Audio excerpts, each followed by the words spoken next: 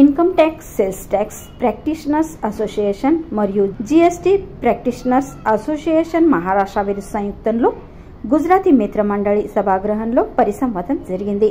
Association యొక్క మహారాష్ట్ర అధ్యక్షులు CA Mahesh మాడ్ఖోల్కర్, Solapur శాఖ యొక్క అధ్యక్షులు అడ్వకేట్ కిషన్ బిల్లా, సంఘటన యొక్క అవుట్ స్టేషన్ సెమినార్ అధ్యక్షులు అడ్వకేట్ దీపక్ బాపట్ మరియు పదాధికారులు ఈ వేళ హాజరైనారు.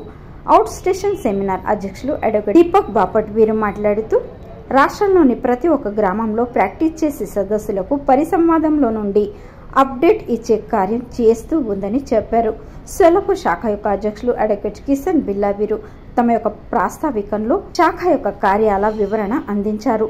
అధ్యక్షీయ స్పీచ్ లో సిపి షిర్సోడే వీరు తమ మనోభావాన్ని వ్యక్తపరిచారు. ముగింపు సెషన్లో సదస్సులు వారి యొక్క శంకా సమాధానాలు మరియు ప్రశ్నలు జవాబులు ఈ కార్యక్రమం జరిగింది. సెక్రటరీ అడ్వకేట్ బిఎస్ శ్రీచిప్ప వీరు వందన సమర్పణ కార్యక్రమానికి తెలిపారు.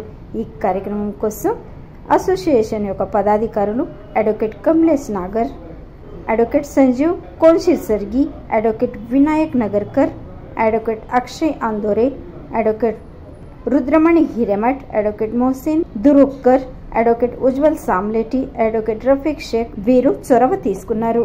మొదటి సెషన్లో సిఏ అడ్వకేట్ కిరణ్ గార్కర్ ముంబై వీరు జీఎస్టీ అభయ్ యోజన గురించి, ఆ యొక్క కార్య పద్ధతి గురించి మరియు దాంట్లోని మార్పుల గురించి మార్గదర్శకత్వం చేశారు.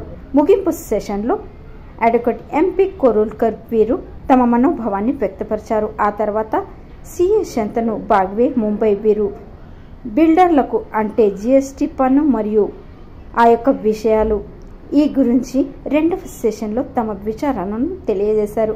అధ్యక్షీయ ముగింపు సెషన్లో విశ్వంబర్ పాటిల్ వీరు ఆ యొక్క వివరణ తెలిపారు. మూడవ సెషన్లో సిఏ గిరీష్ బోర్గావ్కర్ వీరు కేంద్రీయ అర్థ సంకల్పం విషయంలో విచారాలను ఇక్కడ వ్యక్తపరిచారు. మొత్తానికి ఎంతో ఉల్లాసమైన వాతావరణంలో ఈ కార్యక్రమం నెరవేరింది. Our association has grown not just in numbers but also in stature, becoming a platform that fosters intellectual growth and professional development. Our founding members envision a community that thrives on shared knowledge and a mutual support, a vision that continues to inspire us today.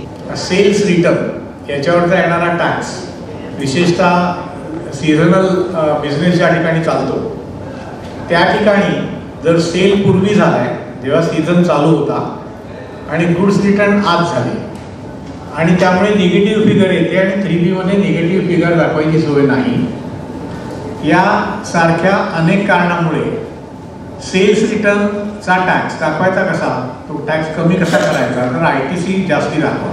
माझ्या मते ही अट जी आहे ती थोडी अयोग्य आहे. कारण जो period म्हणजे 20-21 ॲम्नेस्टीमध्ये नाही आहे त्या पिरियडच्या आणि 19-20 या दोन्ही पिरियडसाठी तुम्ही एकच नोटीस काढली ही तर डिपार्टमेंटची चूक आहे. आणि जर हा टॅक्स भरायला तुम्ही कंपल्शन करत असाल तर मी 20-21 डिमांडसाठी अपीलला जाऊ शकतो. तो माझा हक्क हिरावून घेतल्यासारखा होईल. म्हणजे नॅचरल जस्टिसचा सुद्धा इथं प्रश्न येईल. जी जागा MIDCची ज्याची होती त्याला 90 लाख दिले ना आणि MIDCची लिस्ट ट्रान्सफर झाली करेक्ट. तर जो 90 लाख देतोय म्हणजे ज्याला दिले 90 लाख आयडियली त्याने GST भरला पाहिजे असा स्टँड होता. दोन्ही रजिस्टर आहेत, दोन्ही रजिस्टर्ड होता. तर टेक्निकली समोरच्याने टॅक्स चार्ज करून आता भरायला हवा.